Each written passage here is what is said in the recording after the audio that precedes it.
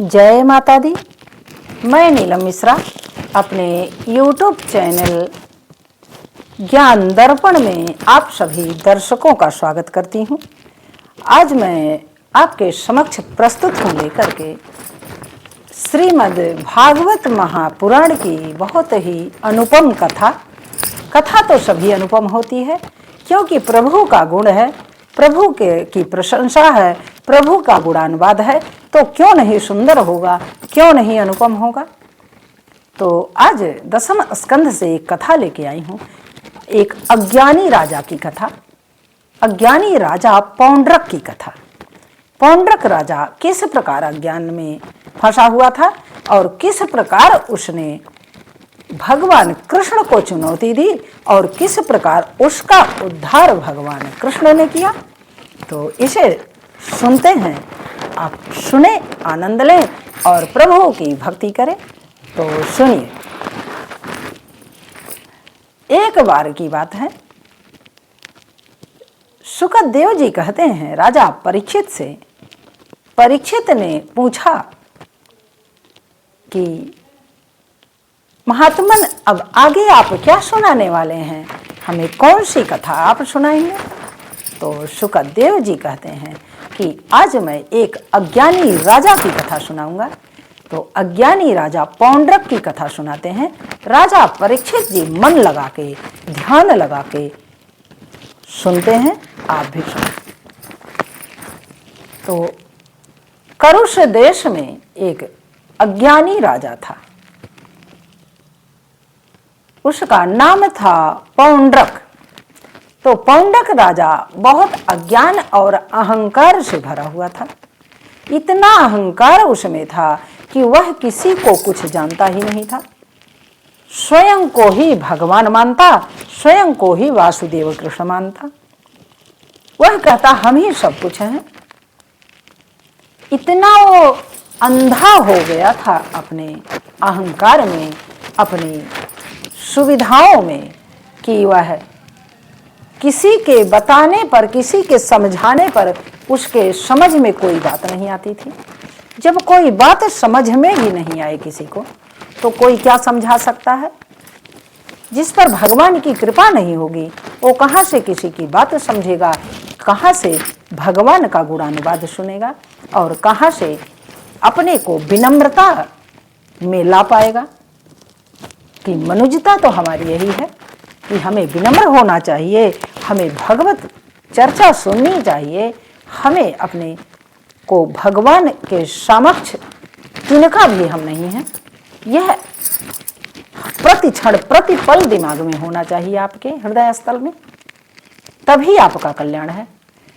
किंतु वह राजा इतना अज्ञानी, इतना अंधकार में फंसा हुआ था कि वह कहता कि मैं ही भगवान हूँ, मैं हूँ, मैं ही वासुदेव कृष्ण हूँ और कोई इस संसार में है नहीं। अब करुष देश में सभी डर के मारे उसे ही भगवान मानते। यहाँ तक कि उसने क्या किया था, आप लोग सुनेंगे तो हंसेंगे कि ऐसे भी लोग होते हैं।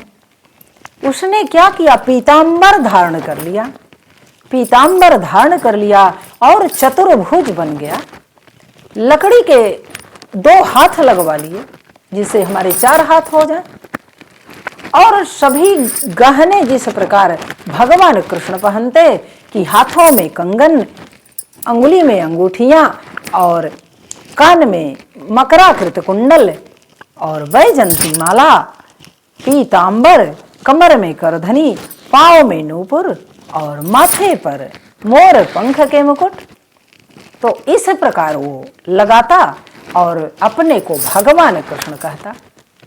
संयोगवश एक बात भी थी कि उसके पिता का नाम भी वसुदेव था। वसुदेव नाम होने के कारण वह समझता कि मैं ही वासुदेव हूँ। परमात्मा का स्वरूप मैं ही हूँ। वह भगवान कृष्ण जो हैं, सत्य में जो हमारे परमात्मा थे, उन्हें कहता कि वो मिथ्या हैं, वो भगवान है ही नहीं। सबसे यही प्रचार प्रसार पूरे देश में करता। और उसका एक मित्र था, अज्ञानियों के भी मित्र होते हैं, वो भी अज्ञानी ही होते हैं। उसका मित्र था एक काशी नरेश। काशी में उसका मित्र था, उसी के पास आकर के वो काशी में रहता। अधिकतम समय वो काशी में गुजारता और अपने मित्र के साथ अहंकार युक्त बात करता और भगवान कृष्ण की शिकायत करता। हर वक्त वो यही सोचता कि मैं ही सब कुछ हूं और कोई है नहीं इस संसार में। सबसे यही बात करता कि मैं वासुदेव कृष्ण हूं, और वह भी रथ पे बैठता और रथ पर सवार होता तो जय जयकार करवाता अपना। जैसे हम लोग भगवान की जय जयकार करते हैं, परमात्मा की जय जयकार करते हैं, उसी प्रकार वह अपनी जय जयकार करवाता। इस कदर वो अंधा हो गया था। एक बार तो ऐसे करते करते उसने हद ही कर दिया। उसने क्या किया कि भगवान कृष्ण के यहाँ गोकुल में संदेश भिजवा दिया। अपना एक दूत भेजा। दूत से कहा गया कि तू अपनी वेशभूषा परिवर्तित कर ले, तू वासुदेव कृष्ण है नहीं, मैं ही वासुदेव कृष्ण हूं, और मेरी बात मान ले, मैं परमात्मा हूं, तू कुछ नहीं है। सारे अपने गहने उतार दे, सारी अपनी जो तुम्हारे अंदर छल बल कल, जो भी तुम्हारे अंदर बल पौरुष शक्ति है, वह कुछ नहीं है। वह हमेशा यही सोचता कि भगवान कृष्ण के पास तो कुछ नहीं है, मैं हर तरह से शक्तिमान हूं, मैं ही शक्तिमान हूं, मैं ही सब कुछ कर सकता हूं, ये कुछ नहीं कर सकते। अब यह अपने दूत को समझा करके उसने भेज दिया गोकुल। जब गोकुल में आता है उसका दूत, तो भगवान कृष्ण, दाऊ जी, सब लोग बैठ करके कुछ सत्संग कर रहे थे। अब सत्संग में आकर के उसने अहंकार युक्त वाणी बोला। पहली बात, क्योंकि उसी वाणी से वो, जिस वाणी से पौंड्रक ने दूत को समझा कर भेजा था, उसी वाणी से वह दूत आकर के यहाँ पर बोला। कहा कि तुम भगवान कृष्ण नहीं हो, इसलिए तुम अपनी वेशभूषा उतार दो और सारे अपने जो भी आपके संसाधन हैं सब उतार के रख दीजिए, आप एक मनुष्य की भांति रहिए। इस प्रकार वो कहा। एक आदेशात्मक शब्दों में उसने कहा, ना कि विनय भाव में, प्रार्थना के भाव में उसने कुछ नहीं कहा, क्योंकि वो अज्ञानी राजा जो कह के भेजा था वही आकर के अक्षरशः वो भगवान कृष्ण को सुना दिया। अब भगवान कृष्ण तो पहले हंसे ठठा करके हंसते हैं, कहते हैं, वाह रे अज्ञानी, तू मूढ़मती है, कब समझेगा, कब सुधरेगा। उन्होंने कहा, रे दूत, जा करके कह दे कि मैं ही सर्वसमर्थ हूं, मैं ही विष्णु का स्वरूप हूं, मैं ही पूरे संसार का संचालक हूं और पालन करता भी हूं। इसलिए यह अंधकार युक्त बातें ना करे और वो सुधर जाए तो बहुत अच्छी बात है। मैं एक बार दो बार अवसर देता हूं, नहीं तो अगर वह नहीं मानेगा तो शिशुपाल की तरह उसका भी वध हो जाएगा। मैं अपना चक्र छोड़ दूंगा। वह भी झूठा मूठा अपना चक्र रखा था, शंख रखा था एक हाथ में, सारी प्रक्रिया भगवान विष्णु भगवान कृष्ण का लेकर के वो घूमता। जिस प्रकार भगवान कृष्ण खड़े होते उसी प्रकार वो नकल करता। जो जो वो करते थे वही वही वो प्रयास करता कि उन्हीं की भांति में सारे कार्य करूं, क्योंकि मैं तो भगवान हूं। यह भावना उसके अंदर रोम रोम में कूट के भरी हुई थी। अब जब यह हाल हो गया तो भगवान कृष्ण ने उससे समझाया, दूत से, कि जाओ तुम कह देना कि यह मिथ्या है, वह वासुदेव नहीं है, वासुदेव मैं हूं। यह वह अभी अज्ञानता उसके अंदर है, इस अज्ञानता को छोड़ दे। और वह राजा पौंड्रक है, और पौंड्रक है करुष देश का राजा है, वहीं वो शासन करे, वहीं वो राजा की भांति प्रजा की सेवा करे।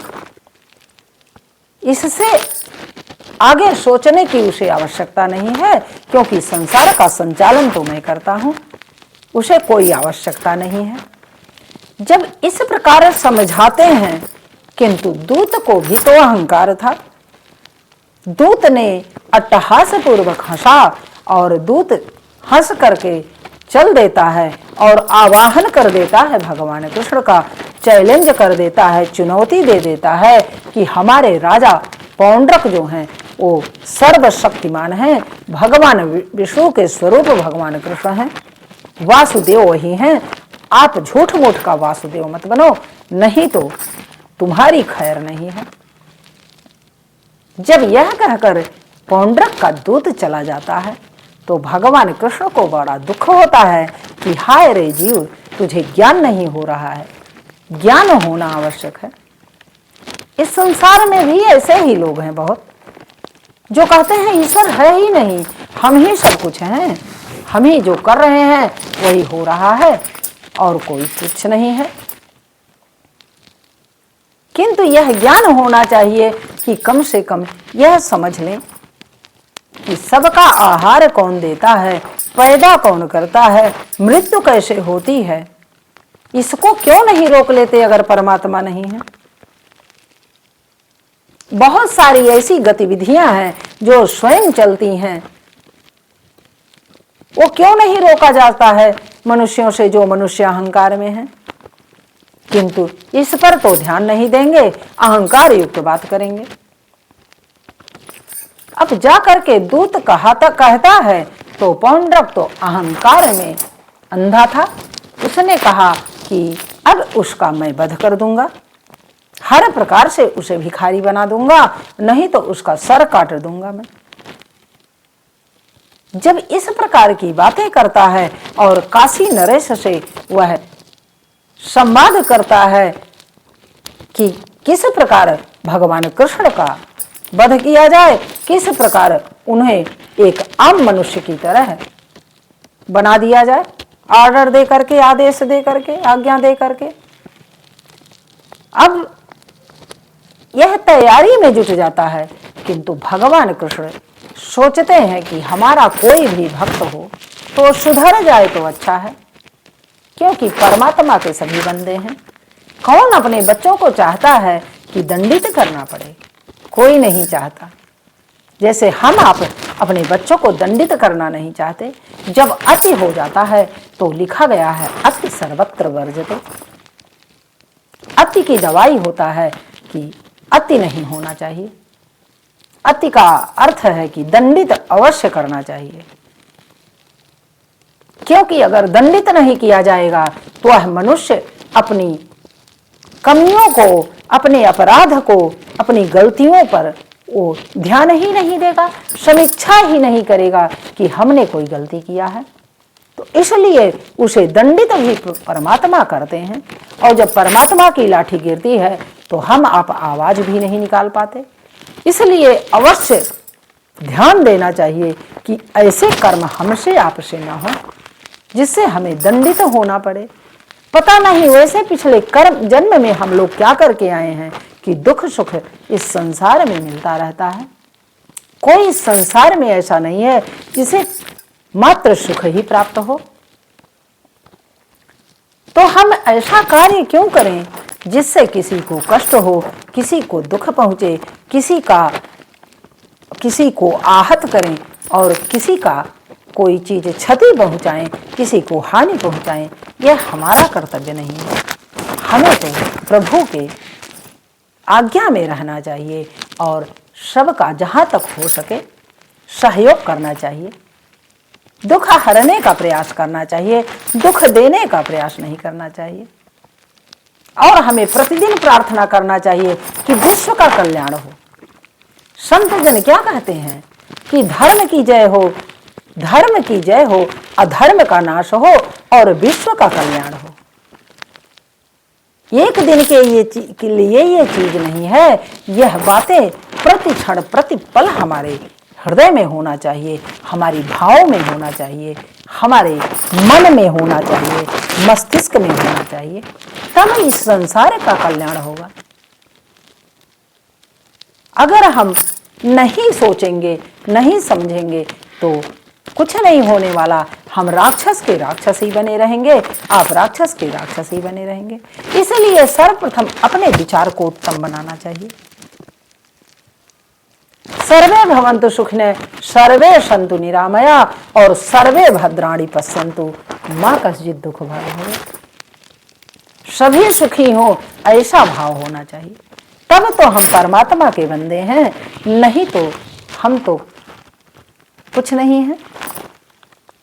परमात्मा उसी को पर दया करता है जो उसे याद करता है, क्योंकि याद का उल्टा दया है। अगर हम याद करेंगे तो परमात्मा दया जरूर करेंगे, ऐसा हो नहीं सकता। अगर हम भलाई करेंगे, किसी का भला करिए तो लाभ तो मिलना ही है। सब शब्दों का हेर फेर है और शब्दों के हेर फेर में हमारी भलाई, हमारा लाभ, हमारा सब कुछ छिपा हुआ है।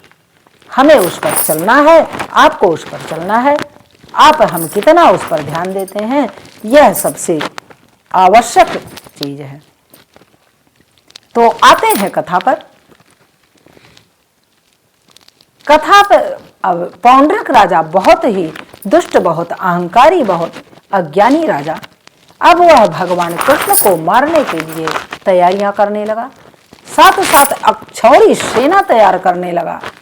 और इधर इसका मित्र काशीराज भी 3-3 अक्षौरी सेना लेकर के वह तैयारी बना लिया कि वासुदेव कृष्ण जब आएंगे तो उनका वध कर दिया जाएगा। बनावटी चक्र रखा था, जो जो अस्त्र शस्त्र भगवान कृष्ण उठाते थे, सारे अस्त्र को उसने नकल करके बनवा लिया था। किंतु अब दिव्य अस्त्र परमात्मा के, हम आप उसको कैसे नकल कर सकते हैं? अब अज्ञानी को क्या कहा जाए? जब भगवान कृष्ण ने देखा कि यह प्रति क्षण प्रति पल, क्योंकि वो तो परमात्मा है, अंतर्यामी है, घट घट वासी हैं, उन्हें तो सब पता चल गया कि यह कर क्या रहा है। अब तैयारियां करने लगा, आक्रमण करने की तैयारी करने लगा। जब आक्रमण करने के लिए चलने की तैयारी करने लगा तो भगवान कृष्ण ने कहा कि अब ऐसे काम नहीं चलेगा। अपराधी को दंडित करना अवश्य होना चाहिए। अगर दंडित नहीं किया गया तो सर पे प्रहार जरूर करेगा। तब भगवान कृष्ण ने भी अपनी सेना ले लिया और सेना लेकर के, वो तो समर्थ थे, एक दृष्टि मात्र से ही भस्म कर देते, किंतु उन्होंने अपने बल पौरुष को दिखाने के लिए पहले सोचा कि सुधर जाए, हो सकता हो डर के मारे छोड़ दिए भावनाएं, कलुषित भावनाएं उसकी समाप्त हो जाएं, तो पहले इसको एक अवसर देते हैं। अब जाते हैं उसके समक्ष अपनी सेना को लेकर के। अब वह पूरी सेना पर प्रहार करता है, इधर के लोग मारे जाते हैं, उधर के लोग मारे जाते हैं और बहुत सारी हानियां हो जाती हैं, धन और जन की क्षति होती है। अब जब सभी सेनाओं को मार देते हैं तो अब वारी आता है कि उसके मित्र को, उसके पौंड्रक राजा के ऊपर भगवान कृष्ण प्रहार करते हैं। अब वह इतना क्रोधित था, अहंकार में इतना उसका क्रोध बढ़ गया था, उसकी तामसिकता बढ़ गई थी कि वह पहाड़ उखाड़ उखाड़ करके फेंकने लगा भगवान कृष्ण के ऊपर, और पेड़ उखाड़ करके फेंकने लगा, बड़े बड़े वृक्षों को उखाड़ करके जब फेंकने लगा तो पूरे जंगल के जंगल समाप्त हो गए। युद्ध नहीं समाप्त हुआ, वहां के अगल बगल के जंगल समाप्त हो गए। वह उखाड़ता और डालियों को छिनगा करके और भगवान कृष्ण के ऊपर प्रहार करता। जब सारे अस्त्र शस्त्र भगवान कृष्ण ने काट डाले, तब तलवार चलाया, बाण चलाया, परिघ चलाया, सब कुछ चलाया, गदा युद्ध किया, चक्र अपना बनावटी चक्र जो रखा था उसका भी प्रयोग किया, किंतु परमात्मा को कौन मार सकता है? परमात्मा की गति तो निराली है। वो चाहे तो क्षण भर में भस्म करें, चाहे तो पूरे जीवन जुझाते रहें। दुख सुख देना दोनों उनका काम है। हमारे कर्मानुसार हमें वो समर्पित कर देते हैं। अब युद्ध चलता रहा। अंत में भगवान कृष्ण ने कहा कि अब तेरा वध करना, तेरा उद्धार करना ही मेरा कार्य बचा है, क्योंकि अब तू सुधरेगा नहीं। मुझे शत्रु रूप में ही तेरा उद्धार करना होगा। इस पर भी परमात्मा कितना दयालु है। वो उद्धार करने की बात कह रहे हैं, ना कि उसे के वध करने की बात कह रहे हैं। भगवान कृष्ण ने कहा कि मैं इसका अब उद्धार करने के लिए तैयार हूं, अब इसका उद्धार आवश्यक है। और उसके ऊपर चक्र चला देते हैं, और जब चक्र चला देते हैं तो उसका सर धड़ से अलग होकर के गिर जाता है। और जब धड़ गिरता है तो लगता है पूरी पृथ्वी हिल गई, पूरी पृथ्वी में पर आवाज हो गई, जैसे लगा आसमान ही टूट पड़ा। और जब इस प्रकार आवाज होती है तो सभी देवता को बोध हो जाता है कि भगवान कृष्ण ने उतने बड़े दैत्य का, उतने बड़े अहंकारी पौंड्रक का वध कर दिया। और भगवान कृष्ण के ऊपर सभी देवता फूल बरसाने लगते हैं, जय जयकार करने लगते हैं और स्तुति करने लगते हैं कि हे प्रभु, आपकी जय जयकार हो, आपने बहुत बड़े संकट से बचा लिया। क्योंकि वह पौंड्रक ऋषियों मुनियों सबको परेशान करता था, किसी को ना यज्ञ करने देता था, ना किसी को धार्मिक कार्य करने देता था, सबको अपना नाम जपवाता और कंस और हिरण्यकश्यप की तरह व्यवहार करता। तो उसकी तो एक ही दवाई थी कि उसका वध भगवान कर दें। अब भगवान कृष्ण ने उसका वध कर दिया। अब जब वध हो गया उसका, तो उसका काशी नरेश जो मित्र था, काशी नरेश मित्र को और कष्ट हो गया। उसने सोचा कि इसने कैसे हमारे मित्र का वध कर दिया। अब भी यह नहीं मानने को तैयार था कि ये परमात्मा है। इसे ज्ञान ही नहीं था कि ये परमात्मा है। और उसने भी बहुत युद्ध किया। युद्ध करते करते सारे अस्त्र शस्त्र भगवान कृष्ण ने काट दिए और उसका भी वध कर दिए। जब उसका भी वध कर देते हैं भगवान कृष्ण, तो उसका एक पुत्र था, पुत्र का नाम था सुदक्षिण। अब उसके पुत्र को गुस्सा आ जाती है कि अब इनके तो पूरे कुल का मैं नाश कर दूंगा, यदुवंशियों का नाश कर दूंगा। यह सोचकर उसने पहले भगवान शिव काल भैरव की तपस्या करने लगा काशी नगरी में। तपस्या देखिए बंधुओं बहनों, तपस्या हम किस भाव से करते हैं?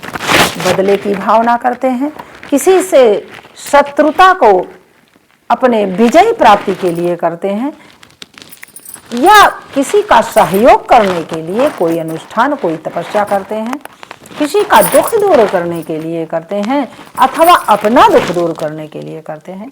तो सबके भाव अलग अलग हो जाते हैं।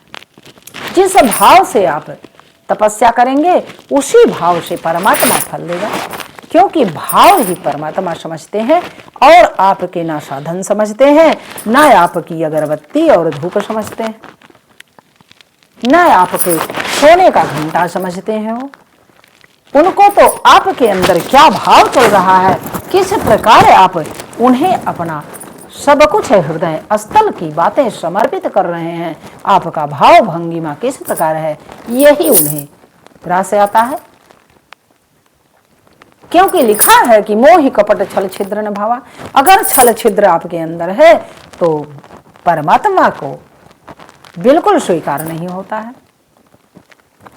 तो वह सुदक्षिण क्या किया कि भगवान शिव को की तपस्या मात्र रिवेंज बदला लेने के लिए उसने करने लगा।